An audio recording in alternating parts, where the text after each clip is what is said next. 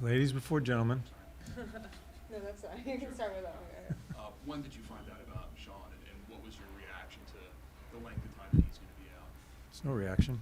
Just is what it is. I mean, obviously, you've kind of gotten through these first 7 or 8 games without him, but does it change anything, at least in your mind, as far as now you know you're not going to get asked every day when he's going to be coming back, that there's a little bit of certainty? Perfect. Yes. That's what I hope happens, that I don't get asked every day. That's the greatest thing about it, is now you know, so let's move by. So not only clarity on Couturier, but also on James Van Riemsdyk. How does that kind of alter the way you're looking at the next however many weeks? It doesn't. I put a lineup together, and we go out and try to win a hockey game. John, can you tell us where Kiefer Bellows is going to play tonight? Not sure. Okay. Do you know which defenseman is going to be out tonight? Probably Z. Okay. And Carter in net? Carter's in net. You've talked about how you like what you've seen from that line of Hayes and Konechny and Farabee. Safe to say at least those 3 guys will stay together and kind of figure out the rest? More than likely, yes. Yep.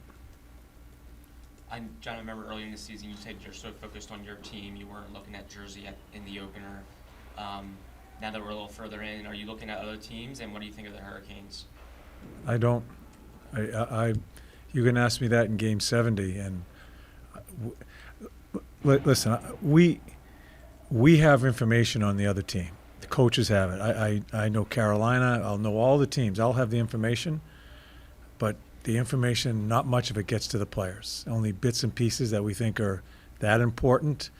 But it's still the whole philosophy with this staff is about us and how we're going to play. With regards to Carolina, they're a team that definitely, generally speaking, has the puck a lot with the way they play. Coming off of a game where you guys didn't have the puck too much, are there adjustments that you guys make to adapt to that? Yeah, I and it's not so much. I don't care if we were playing a peewee team tonight. The adjustments we have to make is be in better position defensively, so we can close out plays, so we don't allow teams to continue to play with the puck. So we have it. That, everybody talks about having the puck. To me, having the puck starts with your defensive play, and I just think we've rolled off of people. We're in good position at first, then we give them the good ice. We roll off them, and we're on the outside, they're on the inside. Clip after clip yesterday, I could see the commitment in trying to get there, but sometimes almost overcommitment where they put themselves on the outside and then they have the good ice. That's what allows offense to continue in your end zone. So if we're going to continue working at positioning, at defensive positioning, our reloads, everything that comes with trying to get the puck back as quick as possible so we can have it. You can teach the guys this stuff all you want, and they might know it, but once it's on the ice, obviously things are moving fast. At what point are you, how much time do you give them to break those habits? And at what point are you they're not actually picking this up, or they're not doing what you're telling them? Yeah, it's going to take some time. This isn't a 5-game thing. This isn't a 10-game thing. This is going to take some time. We're not throwing people away. You just can't throw people away and then bring up someone else. We don't have people down there ready. That's why they're down there. So this is where we're at. And this is why I've said from day one that we're going to have to build this. And that's going to be patience with us as far as the coaching staff and just to continue to teach. I think it has to be an organizational philosophy, is that this is going to take time. And it may sound a little bit different from in the summertime. I don't care about the summertime talk. I'm experiencing it. I'm involved in it. I see it. We see it, the coaches, and this is how we're going to attack it. We're going to hold people accountable, but also be patient in teaching how we want them to play. John, you mentioned at the end of availability yesterday that Morgan Frost needs to earn more ice time. Mm-hmm. What have you seen in him, and what does he need to do to earn more ice time?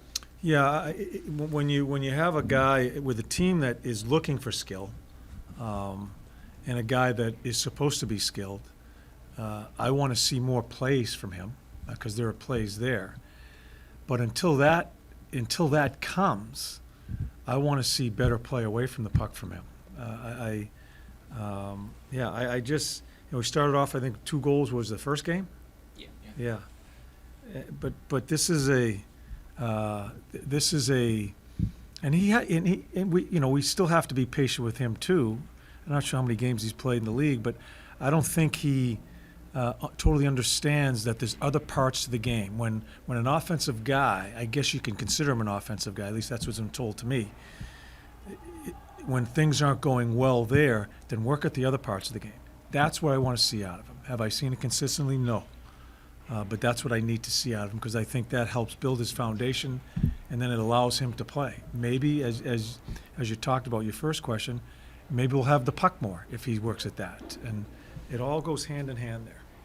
John, I'm curious how you look at it. I've heard some hockey people say they evaluate in 10-game chunks or 15, some in 5.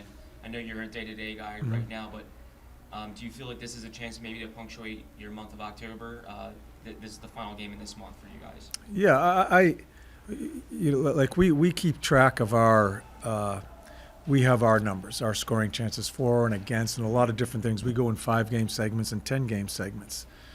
I think that gives us a little bit of an overview of each individual player because it's an individual stat, and then we also have a team stat.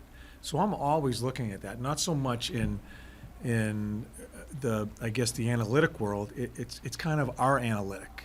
I think scoring chances for and against tells the story.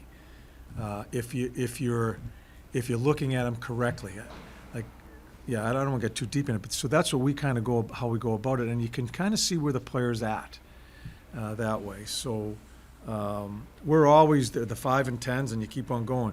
As far as the months run into one another. I don't even know what day it is half the time. They just run into one another, days for me. I'm just worried about each game, and I mean it. I don't know what day it is usually, and it's just getting ready for your next game. We're going to have our hands full tonight. They get spanked in their building last night. Very similar how Florida came out when they had to struggle the first couple periods against Chicago. This team's probably one of the top teams in the league, if not the best team in the league. It's a good test for us. We need to be ready to go. That's all I'm concerned about. You talked about scoring chances for, scoring chances against. You said there's individual, there's team. The individual metrics when you're looking at individual players, is that more like what scoring chances they specifically help to create and then which ones they help to allow on their end? Yeah, it's both sides. It's kind of like goals and assists, the way I run it as far as our sheets. It's kind of goals and assists. If you get the scoring chance for and it's your chance, there's also a couple assists, or maybe even 3 or 4 assists. It depends on what happens in that play. So, and same thing as far as chances against. It's never one particular guy. That scoring chance down on that end could have happened starting down in this end here from maybe a play or 2 before.